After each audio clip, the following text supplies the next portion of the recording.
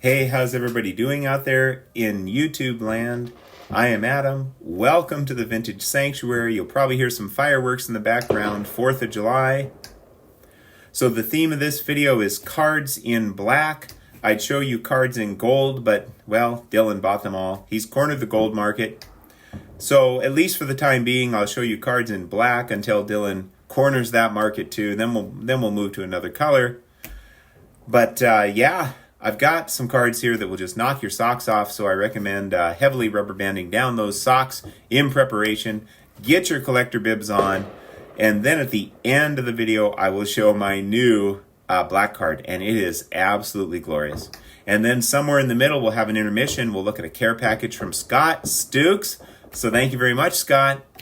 And if I sound a little funny, it's because I'm dealing with a flu. And if I look a little funny, well, there's really nothing we can do about that, so let's just look at some cards instead. All right, I tell you, I just love this card. The 1931 W517 Hall of Famer Earl Combs. It's like this rich licorice color on this creamy card stock, and I think it just really, really looks just spectacular. Card number 1 in the set. And then, so I took some liberties. I consider this to be a card in black. I think it's got plenty of black in the background. The 52 Topps Larry Doby. Yeah, this one's just got some really vivid black there, some vivid colors. The registration for this card is just spot on. I mean, this is a forever if I've ever seen one. This is a really, really, really nice card for the 52 Topps Larry Doby. So there we have a couple of cards in black shown off in the custom holders from the Drew, a Vintage Legacy. So thank you very much, my friend. And now let's go ahead and move the combs. And let's move on. Another card in black, sticking with 52 Topps. The 52 Topps Yogi Berra in a Too Good to Be 2. Oh, man. I mean, wow. Wow. We'll take a look at the back here. A little bit of paper loss on the back. That's primarily what makes this a 2. But I tell you what, the eye appeal is just insane. Yeah. All right, moving on. Again, I mentioned I took some liberties. This would be the 1966 Topps. Some say the greatest leader card ever in a Forever 5. I think there's plenty of black on there. I think this card is absolutely glorious. So we are going to, of course, include that one in our black card brigade here. And now from the 2022 National, a pickup from then, the 71 Topps Hank Aaron in a 6.5. Well, no one can argue that 71 Topps is not black cards, or they're not black cards because, yeah, the black is very prominent, and this one is so nice. So nice. For the 71 Topps, well, that's the only 71 Topps I have, but wow, I think they are absolutely stunning. I mean, I suppose they're stunning, either way, but I think they're absolutely stunning when you don't have a lot of chipping, and when the edges and the corners are pretty much, clean and sharp, and all of that black glory is just coming at you. All right, now I mentioned I took some liberties. We're going to move on to 86 Topps Tiffany, which I think has enough black. Oh, man. I tell you what, 86 Topps. This is one of my favorite designs. We've got the Nolan Ryan. Look at that guy. Look at that. You don't want to mess with him. Just that look. And the red on the back, too. So let's see, where are we at? I think we're over here with the Nolan Ryan. And yes, sticking with 86 Topps Tiffany, I mean, hey, you can never go wrong. I mean, wow. In a mint 9, I mean, wow. This card, this is one of the most just impressive baseball cards. I mean, check that out. I mean, does that work or what? With the black up there and then the red angels. I mean, wow. Gonna have to get a little water here because, I don't have a lot of voice. But continuing on, we are still in 86 Topps Tiffany. Chuck Norris, a.k.a. Mike Schmidt. Look at that, the red Phillies on the black, the big letters, and just kind of a pretty cool block font there. I mean, this card is just absolutely stunning. Yeah, these 86 Topps are just outrageous. Move that over just a little bit there. And still sticking with 86 Topps Tiffany. Rickey Henderson as a Yankee. In a great 8. Well-centered beauty. Man, I just love... Did I mention that I love 86 Topps? I mean, these cards, they are so impressive. Curious to know in the comments what you think about 86 Topps. And finally, one more 86 Topps as we look at cards that feature black in the front design. The 86 Topps traded Barry Bonds Tiffany rookie card. I mean, check that stunner out. Wow.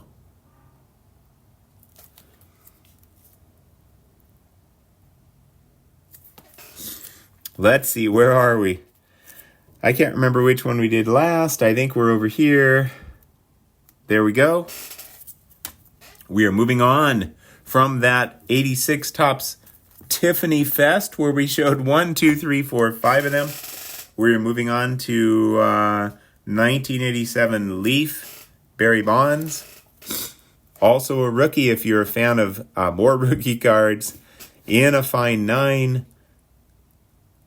Man, I just love these cards in black.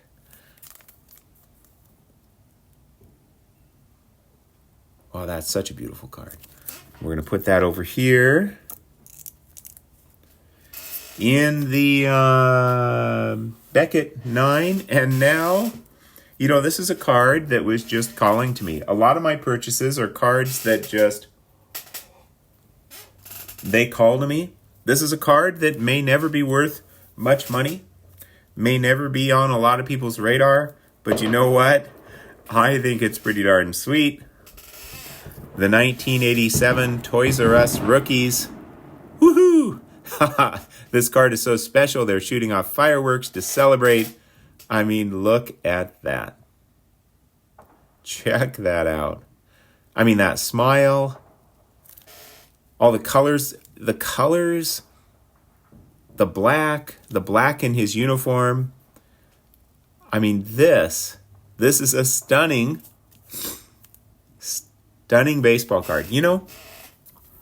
I would say that one way to collect, I mean, everyone, of course, should collect their own way, but one way to collect is just collect the cards that visually are appealing to you.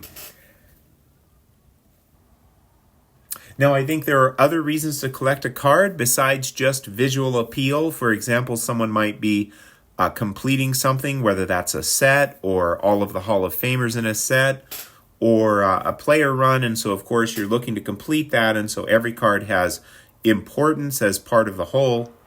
And so, or the historical significance of a card, the rarity of a card. And so the visual appeal is not the only consideration.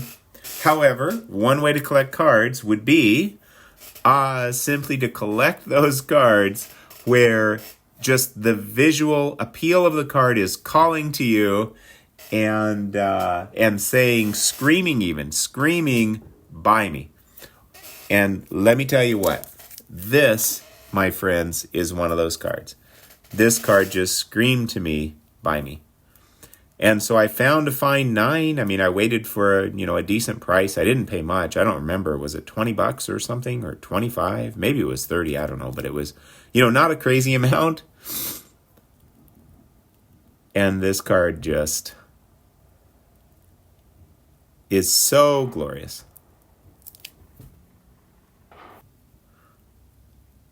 All right, we are 10 minutes in. This would seem like a great time to have an intermission. So I opened this up in advance, but have not looked inside. So we are going to find out together. So from Scott Stukes. Oh, man. Oh, look at this. Check this out, guys. Wow. The 1970 New York Yankees Mickey Mantle, Joe DiMaggio clinic schedule postcard. Oh, man. Wow. Hey, it's kind of got black in the background, too. Look at this. Wow. It's got a really cool write-up on the back. 2 Yankee immortals honored in 1970 with plaques in their honor on the center field wall. Man. Vintage, too. 1970. Oh, what a beautiful image. Let's get this in here. I'll move this up just a little bit. Wow. Scott, you outdid yourself, my friend. That is so nice. And that is right up my alley. I am honored. I am touched by, this wonderful community. That is such a thoughtful gift. So thank you very much, my friend. Wow, I should probably end it here, but we will continue on. Cards in black. Now, this card's a little tougher than you might think. The 92 Upper Deck Shaquille O'Neal rookie standouts. In a fine 9, I did not pay $75. I made a best offer of $30.32. He's got jersey number 32. My best offer was accepted. There's a lot of Shaq rookies, printed in high quantities, but for whatever reason, this card, the Upper Deck rookie standout in a 9, is not, surprisingly tougher than one might think, maybe because of chipping from the factory, but such a beautiful card.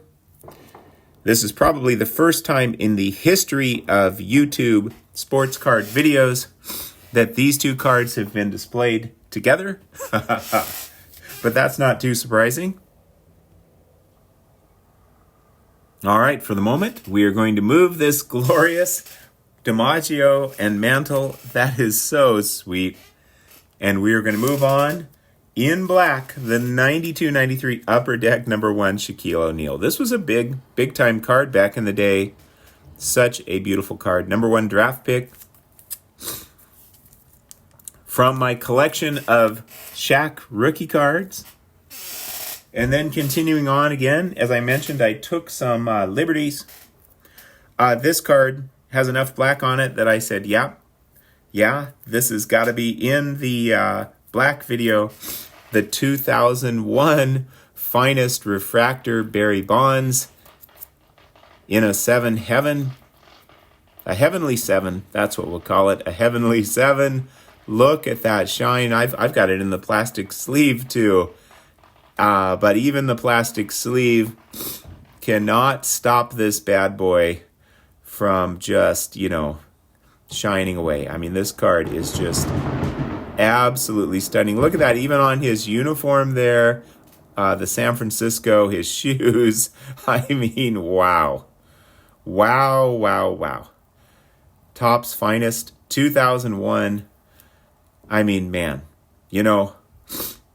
there are just some amazing cards out there. And then the back, this is out of 399. All right, let's see. Where are we at? Right here.